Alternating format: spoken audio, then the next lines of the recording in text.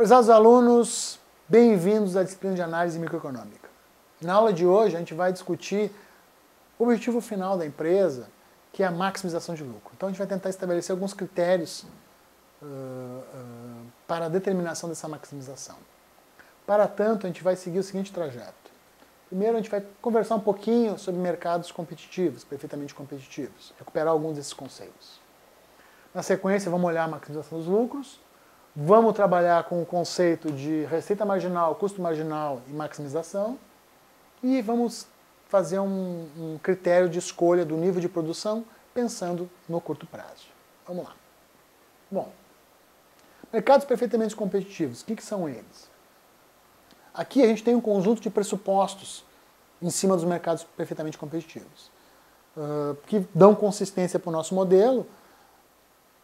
Entretanto, evidentemente, eles não são visíveis de maneira generalizada na economia. Mas tem alguns critérios que são fundamentais. O primeiro deles é que todos os agentes são tomadores de preço, ou seja, existem tantos competidores do mercado que ninguém pode estabelecer um nível de preço. Todo mundo, todos os participantes do mercado olham o preço que é dado somente e exclusivamente pelo mercado. Segunda hipótese é que todos os produtos são iguais, são homogêneos, não existe diferenciação de produtos. E o terceiro pressuposto é que existe livre saída e entrada do mercado, ou seja, eu posso entrar no mercado, ingressar no mercado ou sair do mercado livremente. Não existem barreiras para que eu entre ou saia do mercado. A ideia dos tomadores de preço se reside no seguinte sentido. Nenhuma empresa pode individualmente afetar os preços praticados no mercado. Tá? Ela não tem influência. Ou seja, a gente pensa que as empresas elas são em quantidade praticamente infinita e são de pequena dimensão. Tá? Ao mesmo tempo, o consumidor também não tem como afetar o preço de mercado. O consumidor também é uma quantidade próxima do infinito. E se um consumidor deixar de comprar a mercadoria, isso não vai afetar os preços que a gente observa no mercado em relação a essa determinada mercadoria. A ideia dos produtos homogêneos, ela pressupõe que se eu comprar da empresa A ou da empresa B, eu sempre vou estar comprando o mesmo produto. Ou seja, os produtos são perfeitamente substituíveis. Isso é um pressuposto importante para a gente assumir uma condição de competição. Ou seja, eu posso trocar o meu fornecedor por outro fornecedor, o produto vai ser idêntico. Tá? Em alguns casos, a gente identifica isso. Produtos agrícolas, minérios, petróleo. Evidentemente que esse tipo de pressuposto fica um pouco prejudicado para produtos industrializados. Os automóveis são diferentes entre si, alimentos são diferentes entre si, programas de computador são diferentes entre si. Para alguns setores esse pressuposto é mais válido, a gente consegue enxergar, em outros a gente tem que relativizar ele um pouco. Por fim, temos livre entrada e livre saída, e a ideia é que facilmente, o que eu quero dizer com facilmente? Vocês podem entrar no mercado, eu posso trocar de fornecedor, eu não tenho custo de transação, eu tenho um conjunto de situações que favorecem que eu ingresse ou que eu me retire do mercado. Bom, com isso, a gente vai para a maximização de lucros. Maximização de lucros, a ideia da maximização, a ideia de atingir o lucro máximo, ela é concebida como o fim da empresa, a atividade de fim da empresa. É possível a existência de outros objetivos. É possível que a empresa, em determinado momento, queira maximizar receita, não necessariamente lucros. Que ela queira maximizar dividendos, que ela queira maximizar share no mercado. Mas para os nossos fins vamos pensar em termos de maximização de lucro como objetivo central da empresa. A questão para nós que permite que a gente defenda essa hipótese da maximização de lucros é que, no longo prazo, uma empresa que não maximiza lucros não sobrevive. Uma empresa que não gera lucros pode até se manter no curto prazo. Entretanto, no longo prazo, a tendência é que os investidores abandonem a empresa e que a empresa não sobreviva. Por isso a gente vai priorizar a ideia da maximização dos lucros. Bom, como é que a gente determina o nível que maximiza os lucros? Bom, primeira ideia é a gente ter uma expressão para os lucros. Como é que a gente determina os lucros? Lucros, a nossa visão econômica, que é uma visão um pouco mais simplificada, basicamente são a diferença entre o quanto a empresa obtém de receita menos o custo total que ela desembolsa para produzir. Basicamente dado por essa expressão, onde eu tenho o lucro, dado por π, sendo igual à receita total menos o custo total. Essa é a intuição primeira do lucro. O lucro é o resíduo entre a receita e os custos. Aqui a gente tem a curva de receita, vamos olhar, exemplificar graficamente. Aqui a gente tem a curva de custo. Notem o seguinte. Quando eu tenho a curva de receita, cada unidade a mais de receita que eu obtenho quando eu aumento uma unidade de produto, eu posso chamar de receita marginal. Tá? Olhando o custo, cada unidade a mais de custo que eu incorro ao produzir uma unidade a mais, eu posso chamar de custo marginal. Agora a gente pode observar a curva de receita, a curva de custo, e o custo marginal e a receita marginal. Aqui a receita marginal, aqui o custo marginal.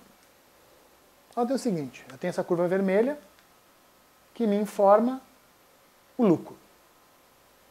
A gente pode estabelecer relações entre receita e custo para definir o comportamento do lucro. Assim, notem o seguinte, quando os custos são maiores que as receitas, logicamente eu tenho um lucro negativo. A gente pode enxergar nesse segmento da curva de lucro. Quando eu tenho uma situação na qual receitas são superiores a despesas, eu tenho a região de lucro. Notem que aqui a curva azul está acima da curva marrom. Temos aqui lucro positivo. Sempre que a receita marginal for superior ao custo marginal, eu tenho lucros crescentes. Notem o seguinte, a ideia aqui é que eu estou produzindo uma unidade a mais. Como a receita marginal é superior ao custo marginal, essa unidade a mais me dá uma receita maior que o custo. Logo, meus lucros estão crescendo. Assim, nessa situação, eu tenho a indicação que o lucro é crescente. A cada unidade a mais, o lucro aumenta.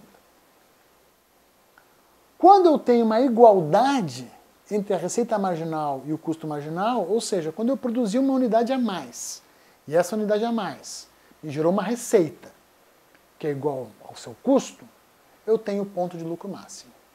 Por quê? Porque a partir daí, se eu produzir mais, eu não vou aumentar meu lucro. O que vai acontecer é que se a partir daí eu produzir mais, eu vou ter lucros decrescentes, porque o meu custo é maior que a receita. Tá? Então, o critério fundamental de maximização reside quando a receita marginal é igual ao custo marginal. Tá? Essa é a maximização da firma. É aqui, quando a receita marginal é igual ao custo marginal, que nós temos o lucro máximo. Então, olhando matematicamente, lucro igual a receita menos custo, receita marginal igual variação da receita sobre a variação da quantidade, ou seja, quanto aumenta a receita quanto aumenta uma unidade, custo marginal, variação do custo, sobre a variação da quantidade. O lucro é maximizado quando a receita marginal é igual a custo marginal, ou seja, quando a variação do lucro em relação à quantidade é igual a zero. Tá? Então, essa é o fundamento da maximização dos lucros. Tá? Olhando agora no contexto de competição, a gente já viu que a empresa é tomadora de preço. Tá? Então a gente tem uma produção de mercado, preços de mercado, e a receita é uma linha reta. Tá? Então notem o seguinte, o preço da empresa, como a gente viu que ela é tomadora de preço, é constante. Não importa a quantidade, a empresa sempre vai cobrar 4 unidades monetárias. Tá? A demanda de mercado, vocês já viram quando vocês estudaram demanda, nas aulas anteriores, ela é negativamente inclinada. Então, o mercado como um todo, ele pode operar, quanto maior o preço, menor a quantidade. Quanto menor o preço, maior a quantidade. Então, a declividade dele é negativa no mercado. Aqui a gente está olhando a empresa, aqui a gente está olhando a indústria e o mercado. Notem o seguinte, a empresa, ela vende toda a quantidade dela, no caso aqui no nosso exemplo é 4, independente de quanto ela produzir. Tá? Se o produtor cobrar mais que 4, ele não vai vender. Por quê? Porque é um mercado competitivo. O preço de mercado é 4. Se eu cobrar 6, eu não vendo. Então ele é forçado pelas forças de mercado a vender a 4. Se o produtor vender um preço mais baixo, digamos que ele venda a 3, ele não aumenta as suas vendas. Por quê? Porque ele não afeta o preço do mercado. A gente viu isso nos nossos pressupostos. Como ele não afeta as vendas, ele não vai conseguir vender mais, o que vai acontecer para ele vai ter uma queda de receita. Tá? Nesse sentido, quando a gente tem uma situação de competição, mercado competitivo, o custo marginal, ou seja, o quanto me custa produzir a mais uma unidade, é igual à receita marginal, que é igual ao preço de mercado. Tá? Bom, agora a gente pode enxergar os critérios que a empresa adota para definir as quantidades e o nível de rentabilidade que ela opera. Então, a gente pode olhar nesse gráfico aqui, tem um conjunto de informações, então a gente tem várias informações relevantes que fazem a nossa análise. Vocês notem o seguinte, se a empresa produz em Q1, ela está produzindo numa situação que a receita marginal dela é maior que o custo marginal. Isso quer dizer que ela pode realizar mais lucro, mais receita se ela aumentar a produção. Então o nível de produção em Q1 é muito baixo. Em Q2, nessa área aqui, a empresa ela está produzindo, só que o custo dela, o custo marginal dela é maior que a receita marginal. Então ela está produzindo uma quantidade a custos crescentes, ou seja, ela está deixando de realizar lucros também, pois ela está com um nível de produção muito elevado. O que nos leva de volta ao nosso critério de maximização, que é a receita marginal igual ao custo marginal. Notem que Q0, a gente pode pensar Q0 como um ponto no qual a receita marginal é igual ao custo marginal. Porém, em Q0, os custos estão caindo. Então, Q0 não vai ser um ponto que a empresa vai escolher para produzir. A empresa vai produzir em Q estrela. Notem que em Q estrela eu tenho receita marginal igual ao custo marginal. E eu tenho que o preço, que está nessa reta escura, é maior que o custo total médio que está aqui embaixo. Então, nesse ponto, em Q estrela, temos realização de lucro num contexto competitivo. Situação de prejuízo, como é que ela ocorre? Ela ocorre, por exemplo, quando os custos totais da empresa estão muito superiores, observem aqui, em relação à receita que ela estava aferindo. Tá? Então, nessa situação, a empresa opera com prejuízo. Tá? Vocês notem o seguinte, ao operar com prejuízo, a empresa ela pode defrontar com diferentes situações. Se o preço é maior que o custo total médio, a empresa, como a gente já viu, a empresa tem lucro. Se o preço fica entre o custo variável médio e o custo total médio, a empresa pode produzir com prejuízo, pois ela amortiza custos fixos reversíveis, que seria o caso de eu ter um preço, a empresa está operando nesse espaço aqui, acima do custo médio, variável médio, mas abaixo do custo total. Então é possível operar nessa situação. Agora, se o preço é menor que o custo variável médio e que o custo total médio, a empresa tem que ser fechada. Porque nesse caso, ela não consegue sequer deduzir ou reduzir os custos fixos que ela incorre. Tá? Então, esse é um critério importante. Isso explica para nós um pouco, porque em alguns momentos, alguns setores suportam situações de prejuízo e continuam operando mesmo em situações de prejuízo temporário em alguns momentos. Tá?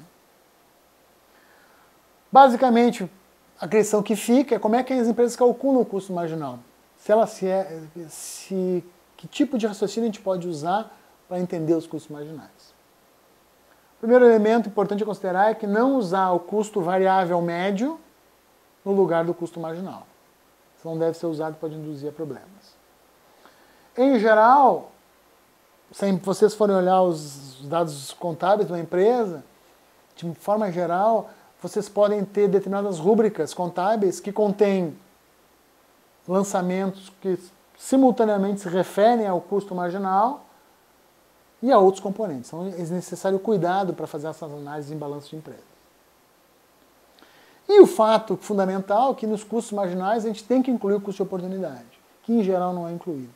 Ou seja, a gente tem que contemplar, na ideia do custo marginal, a possibilidade de um uso alternativo dos insumos que a gente está utilizando. Tá? Isso é essencial no sentido de identificar as vantagens econômicas de uma determinada escolha da empresa. Bom, em termos de oferta, a gente tem essa situação, preço igual ao custo variável médio. Tá? Essa é uma ideia de uma oferta de curto prazo. Tá? Vocês notem que a empresa sempre vai buscar escolher o ponto no qual a receita marginal é igual ao custo marginal, desde que, óbvio, isso é um elemento fundamental, desde que esse ponto seja capaz de cobrir os custos variáveis de produção. Tá? Então essa ideia, é necessário tentar cobrir esses custos variáveis para a empresa ser de alguma forma viável na atividade produtiva. Basicamente, a ideia é que essa curva de oferta ela vai corresponder a diferentes combinações de preços e quantidades. Ou seja, baseada nessa estrutura de custo, a empresa vai definir que a tal determinado preço ela vai produzir determinada quantidade e assim sucessivamente. Então, observe o seguinte, com base no gráfico anterior que a gente viu, a gente tem várias possibilidades de oferta, ou seja, diferentes quantidades que a empresa vai ofertar a diferentes preços, que estão dadas nesse segmento de reta aqui. Vocês notem que quando o preço for igual ao custo variável médio, ou seja, nesse ponto, a recomendação é que a empresa saia do mercado, ela encerre suas atividades, porque nesse ponto é inviável a permanência dela operando. E aqui mais alguns elementos dessa ideia da curva de oferta. A curva de oferta ela é positivamente inclinada e a ideia é que quanto mais elevados os preços, maior é a compensação para a empresa em relação aos custos que ela incorre. Em certo sentido, as empresas vão responder a modificações dos preços. Né? Quando os preços de produção variarem, a tendência é que a empresa responda modificando suas quantidades produzidas. De maneira que o custo marginal permaneça igual ao preço do produto. Tudo isso no sentido do mercado competitivo, que é o mercado que a gente está discutindo hoje. Então, vocês observem aqui, num caso, uma modificação de custos, a gente teria esse deslocamento. A empresa está no custo marginal 1, mudam os custos dela, aumenta, por exemplo, o salário, um exemplo, mudam a estrutura de custo da empresa. O que ela vai fazer é tender a responder migrando para uma nova curva de custo marginal, reduzindo suas quantidades ofertadas. Então essa é a resposta que a empresa tende a dar, num contexto competitivo, a alterações de custo. A gente pode, com isso, determinar a elasticidade da oferta de mercado, com base a modificações dos preços. Está aqui nessa expressão. Vocês já conhecem bastante, estudam bastante elasticidade. E a ideia que uma curva de oferta ela tende a ser inelástica se todos os insumos da indústria estão sendo utilizados. E, nesse sentido, ela só vai poder produzir a mais se ela construir uma nova planta. Nesse caso, a ideia é que se eu tiver variações de preço, eu não tendo a ter variações de quantidade. Por quê? Porque a indústria está totalmente tomada a sua capacidade produtiva. Tá? Nessas situações a gente designa a curva como uma curva inelástica de oferta no curto prazo. Tá? Ela vai ser perfeitamente elástica quando os custos marginais forem constantes, ou seja, quando a cada aumento de preços for possível para a empresa responder com aumento de quantidade. Então, ela é inelástica se eu não tenho como aumentar a produção. E ela vai ser mais elástica na medida que, como o custo marginal é constante, eu posso responder ao aumento de preços aumentando a produção. Por fim, vamos discutir um pouquinho de excedente do produtor. A ideia é que o excedente do produtor ele vai descrever um excedente que a empresa obtém ao produzir a última unidade, tá? Que pode ser resumida como a soma, o excedente do produtor é a soma de todas as diferenças entre o preço de mercado e o custo marginal de produção de cada unidade de produto. Vamos ver graficamente. Observem aqui. Aqui a gente tem o nosso critério de maximização que a gente já conhece, tá? Preço, custo marginal. Nossa firma está produzindo no ponto B aqui.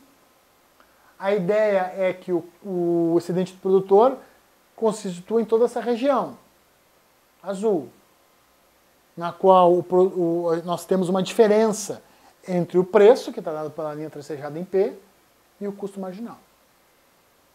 Então essa área azul clara é a área que corresponde ao que a gente designa de excedente do produtor. Tá?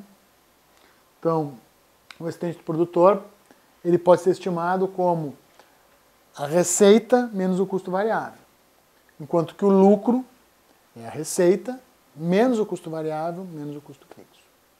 Tá? Então, com isso, no curto prazo, a gente pode dizer que o excedente do produtor sempre é maior que o lucro. Tá? Com isso, a gente pode olhar o excedente do produtor para o mercado e constatar que a gente tem no excedente do produtor a diferença entre o preço de mercado